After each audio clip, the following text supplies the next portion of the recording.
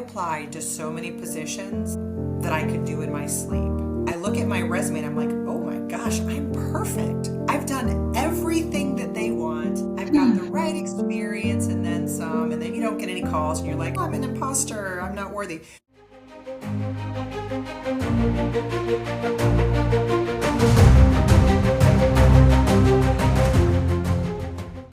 Welcome to the Yellow Room podcast, dear listeners. This is a safe space for job seekers to be vulnerable, share their stories, and feel free to pour their hearts out. In our episode today, we have Tamara joining us from Florida. Tamara is an experienced HR leader with over 30 years of hands-on experience across every HR discipline. She currently serves as a Senior Vice President of People and Safety at a facility management company.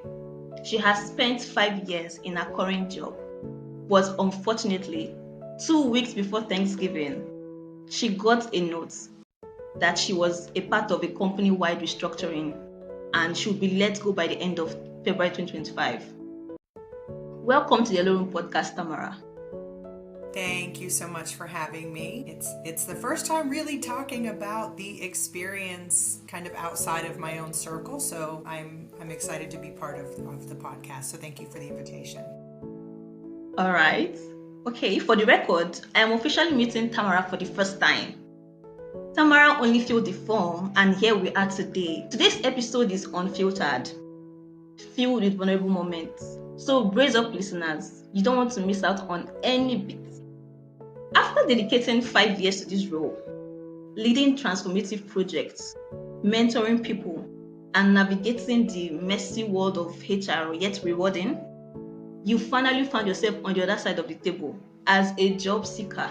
Can you tell me about this? Yeah, having been in HR for as many years as I have, it's not my first rodeo seeing reductions in force. And typically I'm on the other side of the table. I'm creating the lists of who's going to be impacted, doing all the analytics, coming up with the severances, and then actually having those conversations. This is my third time being impacted as a professional. Wow. To say I didn't see it coming wouldn't be completely honest, because the business that I'm with has had some challenges. And so when it came time to put the list together, the infamous list of who's impacted, it made sense that I put myself on the list. It makes sense for the business, and it's a hard pill to swallow to let yourself be so vulnerable, but it makes sense for the business. And so while I'm disappointed, a little apprehensive about what my future is, I also have done this for so long that I knew it was kind of inevitable for myself and probably several others. But it's been tough. I'm 57 years old. I'm not a spring chicken. And it gets harder for us the older you get to be more than a resume. So it's been a little humbling, but it's the right thing to do for the business. So I have no ill will towards my company that's been very good to me. But now it's kind of like next chapter. You mentioned, if I heard you correctly, you added yourself to the list. I did. So as the Senior Vice President of HR, I have a responsibility to uphold that role, right? And looking at the organization, looking at the compensation of all of our team members, it was the responsible thing to do to say, if we're reducing our organization by X, you really can't keep me.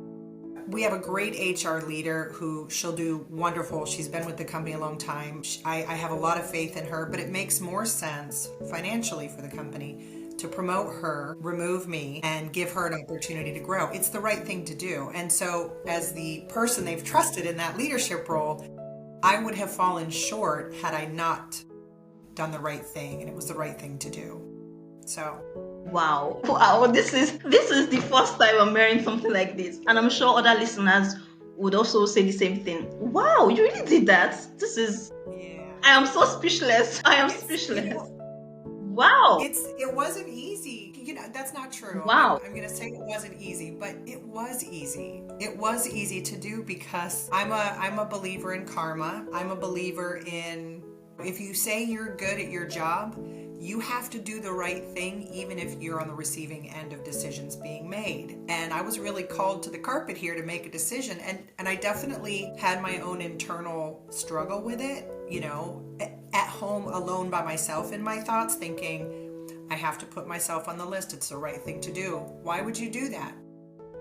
Maybe you won't be impacted, but you know you will be at some point. You know they can't really afford to keep you and they're losing so many other people. You have to put yourself on the list. So I definitely went back and forth, but at the end of the day, I take what I do very seriously. I'm good at what I do, and this is the right thing. It was the right thing to do.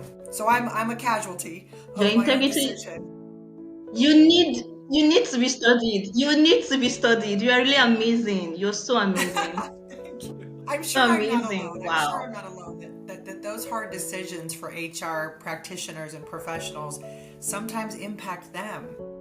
But that's what we do. It's the profession I chose. So I hope I give it a good name. I hope that I do it the respect that it deserves being an HR professional. I am I'm so speechless. She's speechless. All right. I love Wow. it. Okay, so tell me about your hiring process at your job or in a combination of your experience. Like, was it designed with empathy, with inclusion? How was it like?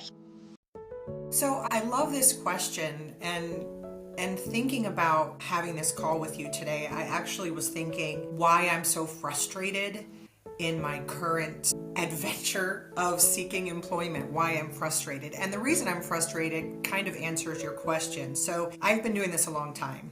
From being a recruiter myself, Y2K, doing technical recruiting when the big boom, when everybody thought the world was going to end, to moving into different areas of HR and then managing recruiting teams, developing recruiting teams. So I've been in talent acquisition for as long as I can remember.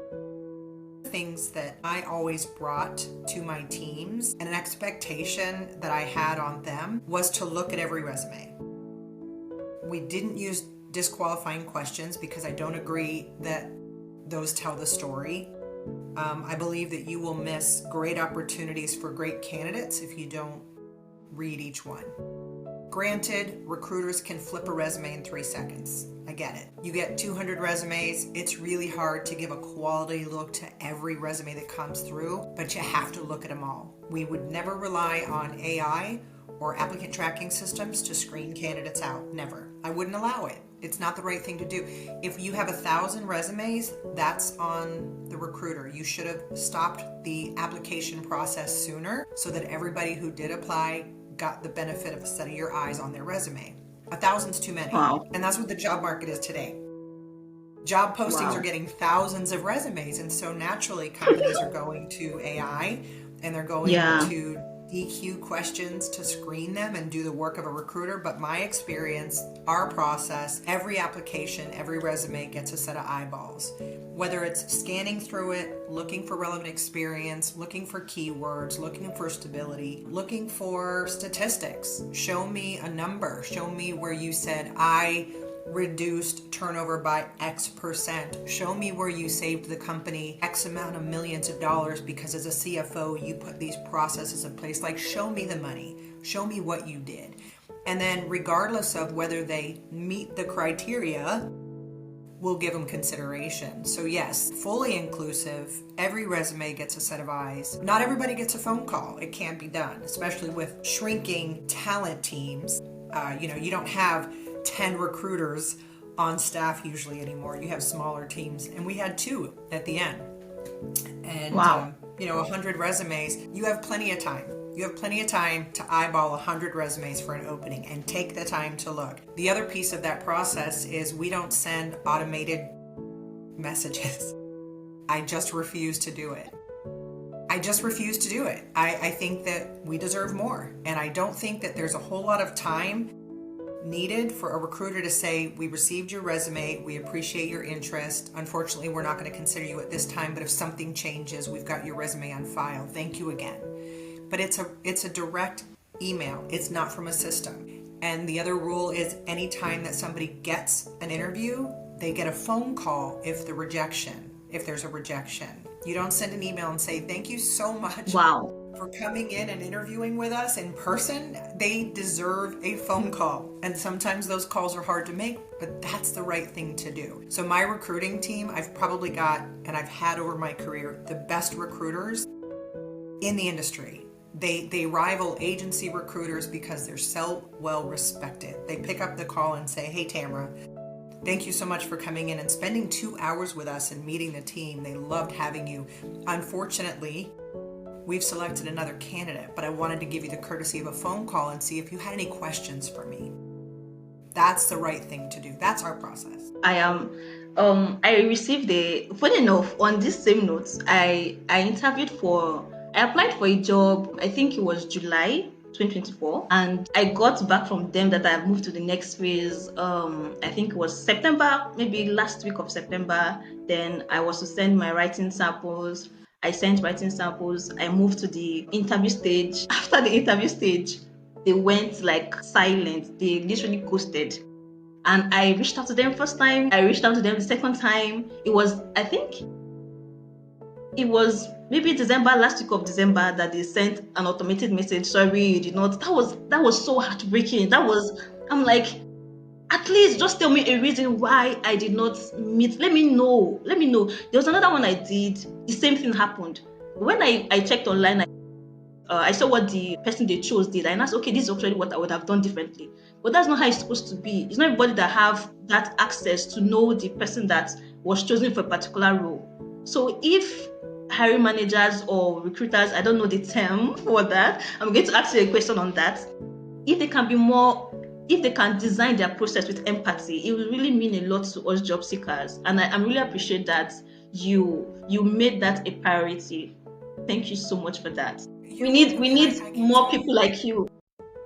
I agree. And I can tell you that as much as recruiters feel nervous about, and some of them do, about making that call, they say, I don't want to call somebody and tell them no. What I've always taught my team and what I've required and demanded and said, I promise you that'll be the easiest call you've made today. You think it's not, but when you call a person who's used to seeing nothing but rejection letters or emails and you say, "Hey Tamara, I'm sorry to inform you that you weren't selected, but I wanted to reach out to you personally," the only thing you will hear from them is thank you. Thank you. Yeah. For you taking the time to call them. It's going to be the easiest call and the most feel-good call of the day, that you gave somebody the respect that they deserved. Ah, gosh. I wish I came across you in my job search. It's human. It's just common courtesy and it's just respect. And the hardest thing for people, in my mind, as somebody who's about to be unemployed herself, in my mind, that is, people say that major life changes that impact an individual are things like marriage, divorce, death, birth, moving, etc. We don't put enough stock into how emotionally taxing it is for people to face unemployment. Now, if you have the luxury of having a second income in your home and you don't have to work, you just do it for fun, that's great. But it still takes a toll on you to feel like, am I not worthy? Am I not good enough? I want to work. I want to give back. Why is nobody calling me? Now, if you're on the flip side of that and you're a single income home like me, I don't have anybody to fall back on. So as an executive who's been in HR for 25 years, I've always tried to do the right thing. I have a very impressive resume. I've applied to 150 jobs and I've gotten nothing but email automated no thank yous. I know I'm good, but it still takes a toll. And I'll tell you, the one phone call that I would get, if I were to get one phone call and somebody were to say, "We've not selected you," it would boost my confidence. It would boost my spirit. I would say, oh my gosh, I'm at least worthy of a phone call. So thank you for calling. Yeah. You know what I mean? So it's frustrating.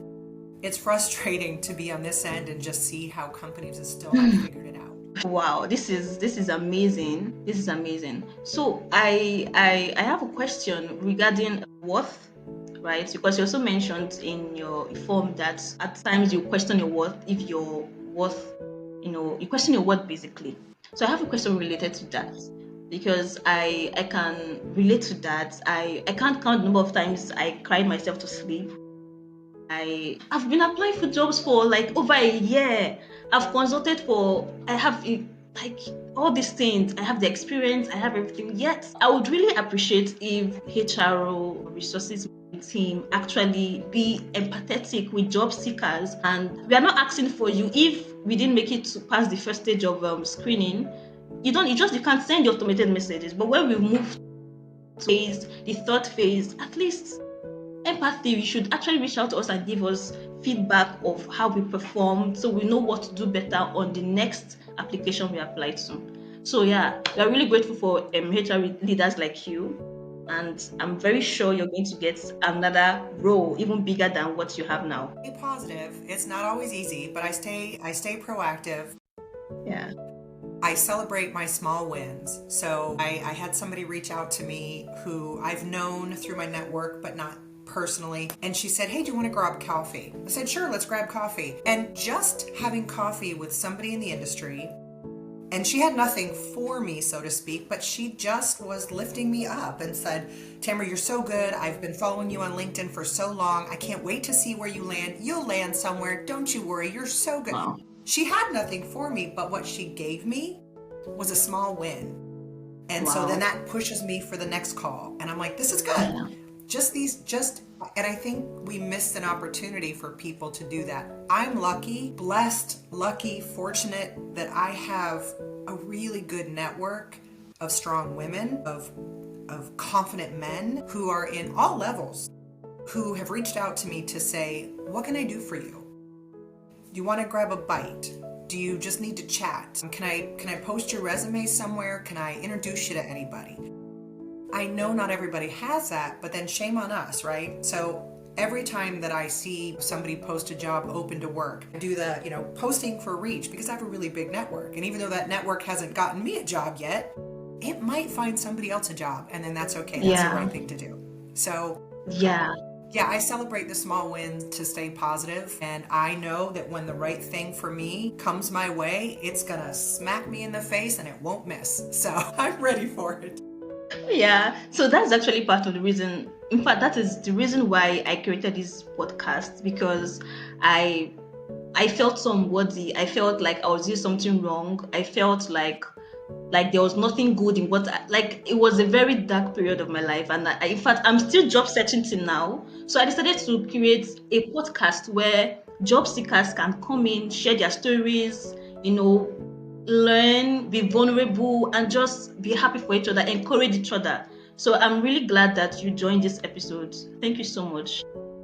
Thank you so much. I think it hurts my heart to hear that you've cried yourself to sleep some nights. Like, that breaks my heart. But what I would encourage everybody to do is lean on your network, lean on your family, lean on your friends, because how many of us don't want to tell people we need help, or that we're emotionally exhausted, or that we're not feeling like I've got imposter syndrome. Am I really as good as I think I am? Like, we have to lean on our friends and say, and you can say to somebody, I just need encouragement. I'm feeling kind of down, but I don't want to go to bed tonight with tears in my eyes. I need someone to lift me up. Are you available for a call? Like, we've got to lean on the people in our network. We've got to do it. Okay, so the next question I have for you, we as job seekers, we have a grudge on recruiters, and I have some questions I'm sure some listeners want to ask.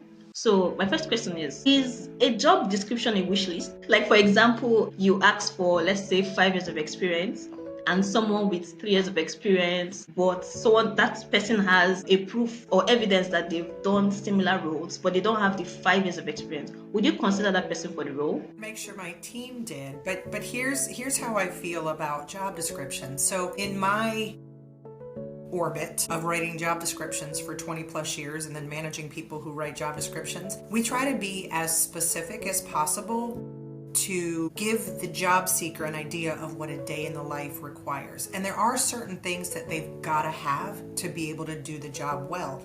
Years of experience is not one of them, but we have to have a starting point. So I'll say, because I've seen people with 3 years of experience in the same job as people with 15 years of experience, and the 3-year person outperforms them every day. So you got to have a starting point, right? So we'll try to make it as minimal as possible. For example, if I've got a position for a financial accountant, I may say you have to have 2 years in a corporate financial accounting role. And the reason we'll say that is because we know that the day-to-day responsibilities at the level of a corporate financial accountant are not going to align with somebody right out of school.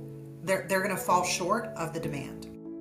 But if I see somebody with 1 year and I look where they worked and I'm like, now that company that they worked at is a very high volume company. So what we said might be 2 years, for them, it's like dog years. They've got 2 years because I know that company. And if I don't know the company, or my recruiters don't know the company, I say, look it up. They only have 1 year of experience. You like everything you saw on their resume. We say you have to have 2. Go see if where they worked is high volume. Go see, go do a little digging. Don't just rule them out. So I don't think it's a wish list necessarily. I do think companies have gotten pretty good at listing really the fundamentals that a person has to have in order to do the job, because the last thing that an employer wants is to hire somebody where you only put 4 or 5 bullets, but you have an expectation they're going to do all these other things and they can't do it. They're just going to fail, and you don't want that. You don't want to have to recruit for the position again. So I do think they've gotten more tailored. I do think that companies have done a better job on job descriptions in the last, say, 10 years, last decade. Yeah. That's good to hear. That's good to hear. At least other job seekers listening to this have an idea next time they see a job description. Yeah. So which do you prefer? For example, still on the job description, do you prefer to say a specific years of experience or just list out the responsibilities and personality traits for the role? Which do you prefer? So in terms of writing them, I make sure that we always have a minimum. And the reason we have to have a minimum is I can say that the job requires that you do these 10 things. And if I don't put a minimum year of experience, I could have a Starbucks barista say, I've read the job description and I think I could do all those things. And because they don't have minimum years of experience, I'm going to apply. Yeah. I need you to have been in that role because I don't have the bandwidth, the leadership, the infrastructure to train a new person. Like, I need somebody that can come in and kind of hit the ground running. We can teach you on our processes, but I don't have the right leadership to train a newbie. So you have to have a starting point of at least you have a year. You have 2, depending on the level of the position. If I'm hiring a CFO, I want somebody that's been close to that level. They don't have to have been a CFO. They could have been a senior vice president of finance, and this is a growth opportunity for them. I'm good with that. But I can't have somebody who's been a bookkeeper step into the role of a CFO. Okay. You know what I mean? Okay. Next time, based on this, next time, so next time I see a job description that doesn't specify years of experience, I'm going to read it twice based on what you've said now before I send my application. Yeah. Usually those are just really low-level positions, or they have a really good leadership group who likes to mentor and train, and they have enough bandwidth where they can do that. That's a possibility for sure. Yeah. In the organizations that I've been a part of, we've never had that luxury. It's just go, and I need people that can come in and get busy. Yeah. But there are companies that have a little bit of more of that luxury where they like to train people and take somebody who's a little bit green and kind of lift them up. Okay, so what is the difference between a HRO, recruiter, HR? I've seen a lot of terms that always confuses me on LinkedIn. HRO, recruiter, HR partner, talent acquisition specialist, and so many others. Can you just let me give a little tidbits on each of them? Yeah, we've gotten really creative in this space. So I think, when I started back in the 90s, my first recruiting job was 1993. Whoa! So I've been in HR since then, but, we just called ourselves recruiters. And as the industry has evolved and people have gotten a little bit more creative with their titles, I think the title of talent acquisition has taken hold. But the difference is a recruiter could be they're not running a full desk, meaning they're only doing the phone calls, they're only conducting the interviews, where a talent acquisition specialist might be posting jobs, they might be sourcing, they're doing the full desk. So they're bringing them in, they're doing onboarding, they're doing paperwork. So it could be more encompassing. So in some organizations, you'll have a lead generator, a sourcer who goes out and finds the candidates and brings them in. And then you'll have the recruiter who actually conducts the interviews. And then you might have an onboarding specialist who is more admin, who does like onboarding and the and getting your uniforms ordered or getting your business cards and then greeting you on your first day and giving you your laptop. Yeah. And then you could have an HR manager who then does onboarding HR training, like how you log in for payroll. So it could be very much stages. Talent acquisition is the whole process of acquiring talent, whether it's sourcing to day one, and then they kind of turn them over to HR. So I think titles are a little bit subjective. People in the HR space can usually determine what that person's role is based on that title. But for example, in my company, I had different recruiting teams because they worked on different client accounts. And then I would have a manager over each of those teams. But instead of calling them recruiting manager, because that's kind of like an old term, we called them talent advisors. It's creative, but it made them feel it's just a cleaner title. So I had talent advisors, and those were my recruiting managers. And then I had my talent acquisition specialists, and those were my recruiters. Wow. So Wow. These are a lot. it gets creative. Wow. Yeah, wow. Okay, so what are your thoughts? For example, I don't know, maybe at your executive level, if people still reach out to you, but maybe earlier on in your career, what did you think about maybe someone saw a role you posted on LinkedIn and they reached out to you that you're interested? What does it ick you, or are you actually impressed that the person actually reached out to you? So that's one of my, when I coach people on being unemployed, because I actually coached people on how to kind of navigate being unemployed, and here I am in the space now. I think it's a very smart thing to do, to figure out who the decision makers are, send them a LinkedIn connection, and then send them a personal email and say, I've applied through the regular process, because unfortunately, and a lot of people don't know this, in order to move you through a process, a lot of companies have to have your online application because of their HRIS system. They can't hire you unless you're in their system. So just calling somebody and saying, would you consider me, let me email you my resume, doesn't always work. So what I recommend is reaching out to, if it says who posted the job, definitely creating a connection. Because even if this job isn't right for you, to say, hi Sue, I applied through the regular channels, so my application's in your system, but I wanted to reach out to you directly and see if you could share anything with me in terms of the timeline. Why should I consider this job? I've applied. Yeah, I think that goes a long way. I get those all the time. People will reach out to me and say, I saw your job posted, I'm interested. And the first thing I ask them is, did you follow the prompt that said you have to apply online to be considered? And if they say yes, I'm like, great, well, nice to meet you. I'll let the recruiting team know that you've reached out to me directly. Best of luck, would love to connect. If this job doesn't work out, perhaps I hear something in the future. So I connect with everybody. If they reach out to me, I love that. I love it. I reached out to other people myself, and it's crickets.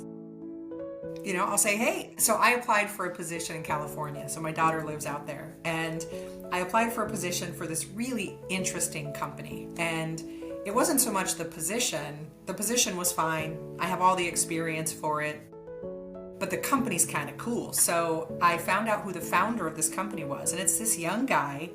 And I kind of read his story, learned a little bit about him, and I'm just really fascinated by the story. So I reached out to him directly. I applied through the normal channels to the HR person, but I reached out to him directly, and I sent him a note and just said, really love your story.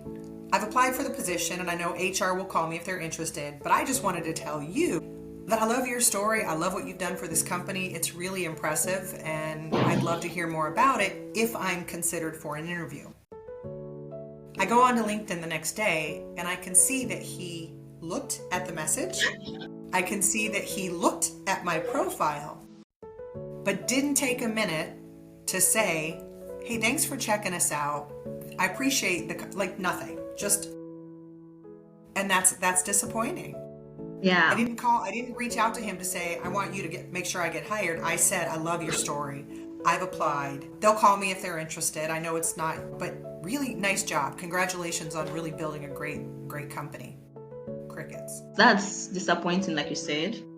It is. All the people, I've reached out to a lot of people. I think maybe just once or twice that they go back to me, and that was like maybe after the role has closed. Just so many dynamics in this whole thing, and it's actually not fun for job seekers at all.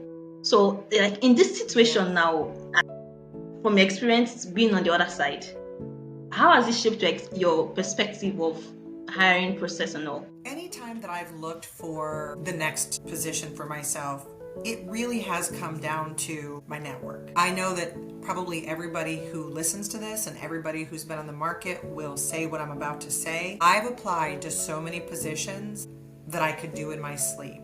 I look at my resume and I'm like, oh my gosh, I'm perfect. I've done everything that they want. I've got the right experience and then some, and then you don't get any calls and you're like, oh, I'm an imposter, I'm not worthy. And that hasn't changed, nor has it that my best success has come from my network. And whether that somebody called me and said, hey, do you know so-and-so? No. Well, let me make an introduction, because they're really well networked and they hear about jobs all the time. And maybe nothing happened from that connection, but a year later I get a phone call. So I really do think that it depends on your network. But no, my perspective is the same. I think that it's always been, you have to do the right thing. I do think you have to brand yourself in social now, where 20 years ago, you could walk into an employer, talk to the front desk person, say, hi, my name is Tamara, and I'm interested in applying for a job here. And they would say, well, hold on, let me go get the hiring manager. And they'd come out and shake your hand and look you in the eye. Those days are gone. So how do you stand out as a job seeker? You have to have an online presence. You just do. And there's a lot of people out there who are not technically savvy. They're embarrassed to promote themselves. They feel uncomfortable doing that. And I get it. And that's a challenge. I totally understand it. But if you don't have an online presence, it's harder for employers to really distinguish. Do you fit the culture? Are you somebody who's got the right energy? Are you fun? When I go to your LinkedIn posts, do I see humor, or do I see AI generated posts? You know what I mean?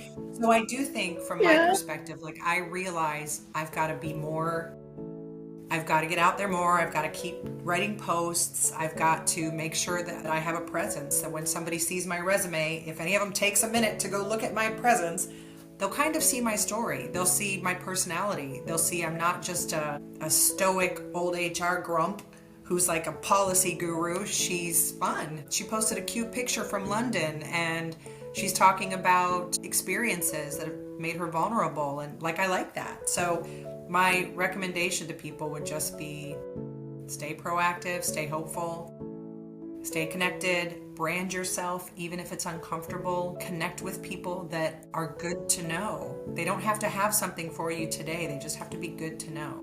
Yeah, I have been in that position where the second contract I got was a founder reached out to me on LinkedIn, and she loved my posts, and she was like, oh, Victoria, I love what you do, can we talk? We had a call, and that's how I got my contract. But it's funny how when I lost that contract, I had imposter syndrome. Like, how did this happen to me? So I withdrew into myself. I didn't post online. I was just there. I felt so embarrassed to come up to LinkedIn and say, oh, I'm looking for a job. Like, I struggled with this for the whole of 2024. So just recently, I'm like, what am I even doing to myself? Like, every time I come to LinkedIn, people are always saying, post about yourself, talk about your, like, just be online. I'm always doing the opposite. Even to drop comments, I'm always running away from it. So I had to just tell myself, you're not comfortable. Even this podcast I'm doing, I am so shy. I am an introvert. Yeah, but I had to. Leader, right?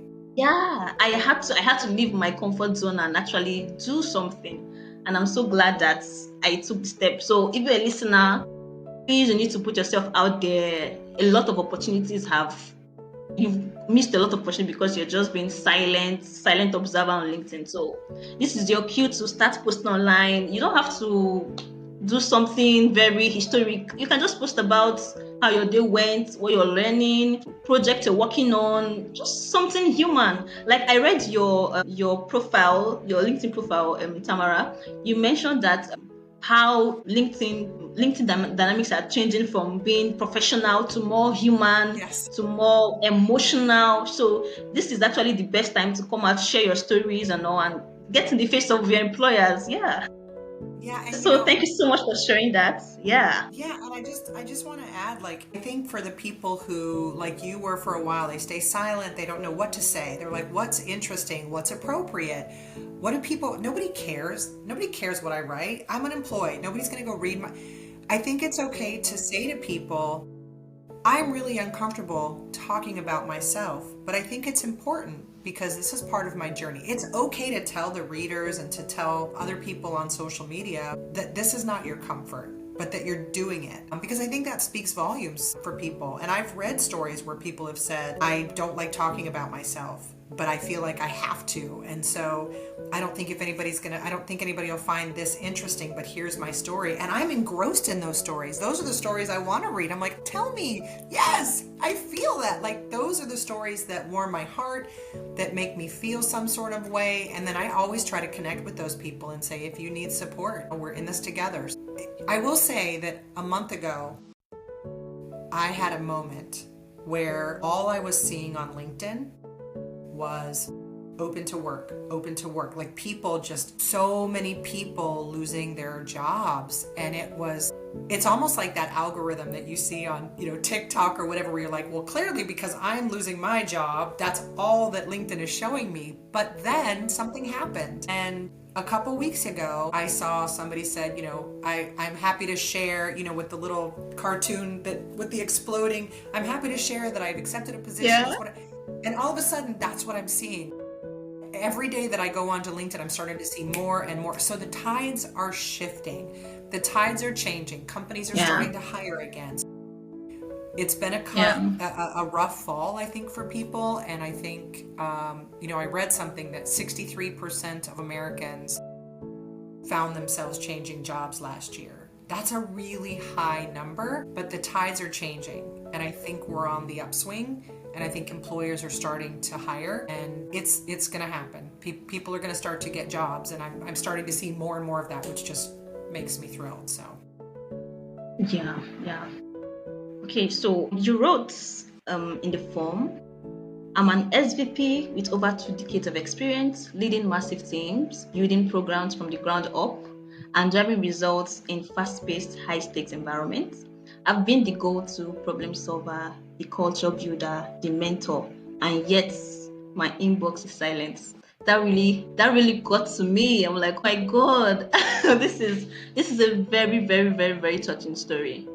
How did you feel? Like, I really want to. I know I've asked you this before, but just reading through that sentence, that paragraph all over again, I just felt so like. How did you feel? How did you feel? Or how are you feeling rather in this situation?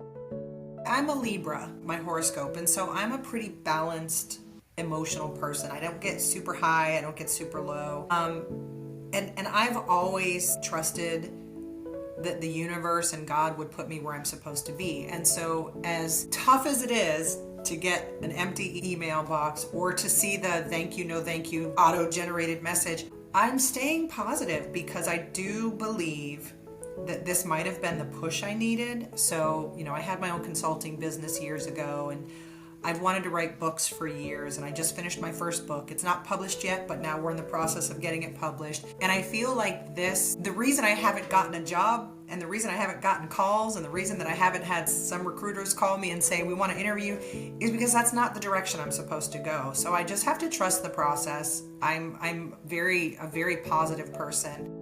And maybe this was the push I needed to go back into consulting, where I can make a bigger impact to small companies that can't afford HR teams, to go in and consult to them and give them guidance on policies and training and development and succession management, performance management, all the things that I've done through my whole career. Maybe the reason I haven't gotten a call is because I'm supposed to do that. So I'm gonna take that leap of faith, and I'm gonna do that while I look for a job and just kind of see what the universe has for me. So yeah, it's been a little devastating, but to be honest, good.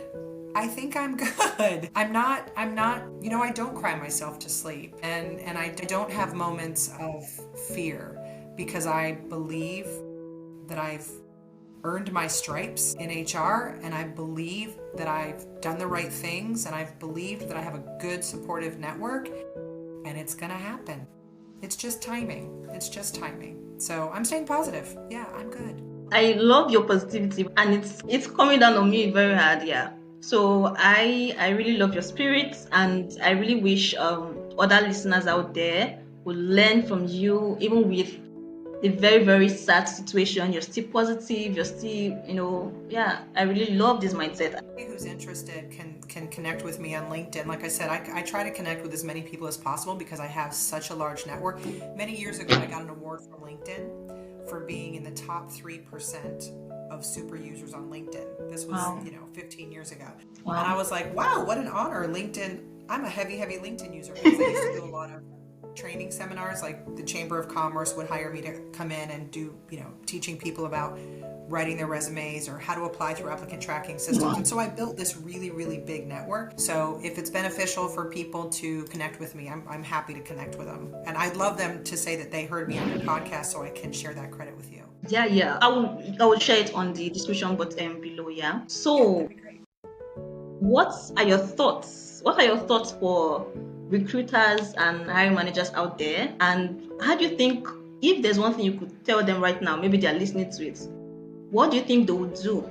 Or what would you say to them to make the hiring process easier? 2 things. Read every resume, pick up the phone and give people feedback. I really think that we can move the needle on the struggle of being unemployed if employers were more empathetic, more sympathetic, more courteous, more responsible, knowing how hard it is for job seekers to just take a minute and be human, because it could be you tomorrow. It's me tomorrow, right? It could be me tomorrow. And it is. And so if I keep doing the right thing and calling candidates when they don't get the job and thanking them for their time and interest, then I have to believe that same courtesy will be extended back to me at some point. Okay, so now to the most important parts of this podcast. How do you feel after sharing your story with us? I mean, it's good to talk about it. I think we have to be a supportive community. There's so many people in this situation today, and the more we talk about it, it's like the elephant in the room. People are embarrassed to say they're open to work. People don't want to ask for help. People don't want to lean on their friends because, I mean, look at me. I'm an executive in HR. It's humbling to say to my network, hey guys, I need help. I need your support. Yeah. I need you to make some introductions. But why? Why does that feel? Does it make me less of an HR executive? No. Does it make me less of a human or less deserving or less worthy of a connection? No. It just makes me vulnerable. It makes me honest, and it makes me feel better. It does. And saying I need help. I want people to keep me in mind when they hear about jobs. I want people to connect with me so that I can build my network larger. It's not just for me, but it's for the people that I'm connected to because it could help them. Because of my network, I've been responsible through introductions for impacting a lot of people over my career, of getting jobs through people I knew who knew somebody that I connected up. That's what it's about. So I feel good talking about it. I feel good being honest about it and hopefully encouraging people to stay resilient. I know it's hard. I know there's people that live check to check that don't have the luxury of being positive because their rent's not going to get paid or their mortgage is going to get missed, or they have to ask family for financial support to pay the electric bill. I get it. I just think people have to ask for help. We've got to talk about it. Yeah. So if you're a job listener, if you're a job seeker listening to this episode, please share your story with us. You don't know how a story could encourage someone else. So Tamara, did I get that right? Is it Tamara or Tamara? Yes. Tamara, okay. So tell us one of the happiest moments in your job.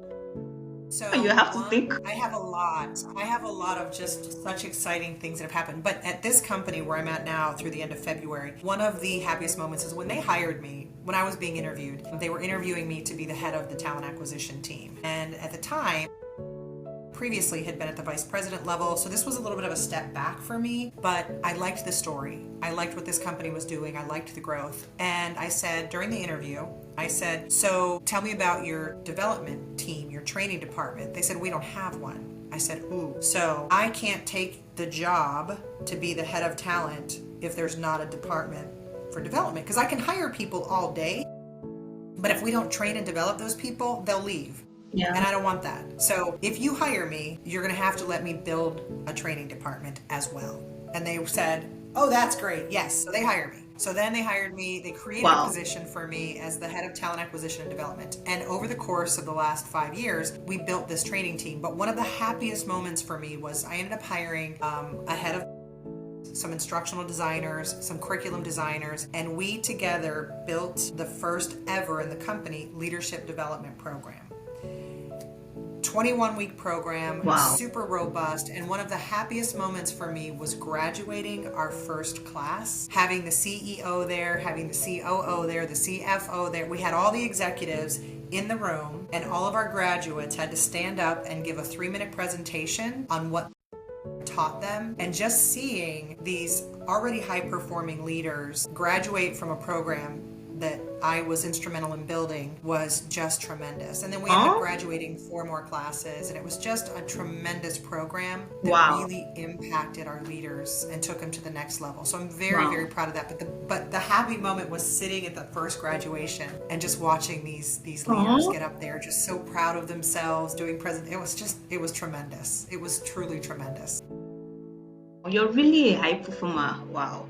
Your company really lost the gem. They really lost the gem. Well, thank you, Victoria. Okay, so this is what we'll be asking every guest on our show, on our podcast. So, and you're the first person that will be asking this question to. If you have the power to do anything in the world, what is that one thing you will change? Homelessness, and that includes people and pets. I just think the homeless population. You're a pet lover? I'm a dog girl. I just lost my baby in March, but no, I don't think that we do enough for our homeless population. And so if I could change anything, at least in the US, I would significantly change our homeless population. More support. Wow. That's so thoughtful of you, and that shows where your heart is. Yeah, I could do more than I do today. Thank you. Yeah, you were saying something. I'm enjoying this conversation. You can go on. I was just saying, like, I want to be honest and say, like, I think we could do more for the homeless, and I've done some things in the past. I don't feel like I do enough, and that's something that I have to sort through, because I always blame it on I don't have enough time, or I'm so busy and then I'm tired at night. But I do think that we all have a responsibility to take care of people that can't take care of themselves.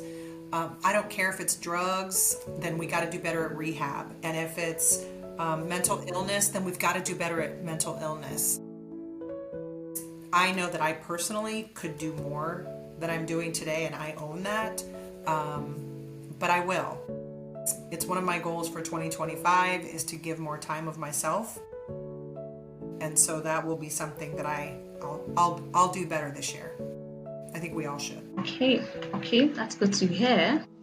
So, we are at the end of our episode for today. Thank you so much, Tamara, for your time. And thank you for offering to share your story with us. It takes a lot to make the decision, at least for some people, to share their story. So thank you so much. We will keep in touch with you, definitely. And I believe you'll come back to share more stories with us and your progress in your career path. Yeah, hopefully I'll come back and have some great success story about landing a bunch of clients and taking the leap of faith and really making a go of my consulting, and how many people I've impacted and how many more I can impact. So I hope that's the story. We'll start writing it now, and then hopefully I'll be able to come back and give details. Okay. All right. So dear listeners, Tamara here is a HR leader with 3 decades of experience leading massive teams, building programs from the ground up. Her career has been more about making the hard stuff doable and the good stuff even better. So she'll be available for senior HR roles by end of February this year, 2025. And also she'll be kickstarting her consulting businesses for niche markets. Please reach out to her for opportunities. She's such a sweetheart. She's so amazing. I will share her contact details in the description below. Yeah. So dear job seekers, if you feel enlightened, if you feel enlightened and not alone in your job search after listening to Tamara's story, you could be our next guest. So share your story with us. Fill the form in the description below. Your story could also be encouraging to someone else. So this podcast always gets better. You do not want to miss out on our next episode. So hit the subscribe button to get notified on new episodes. And also like, comment, and share this episode with someone that needs it. So thank you so much for listening. Till next time, stay positive. Bye. Thank you so much. Thank you. It's been fun. I appreciate it. And this is great. And I wish you the best of luck with this podcast. It's much needed. So I hope it's a great space for people to come. Yeah, thank you.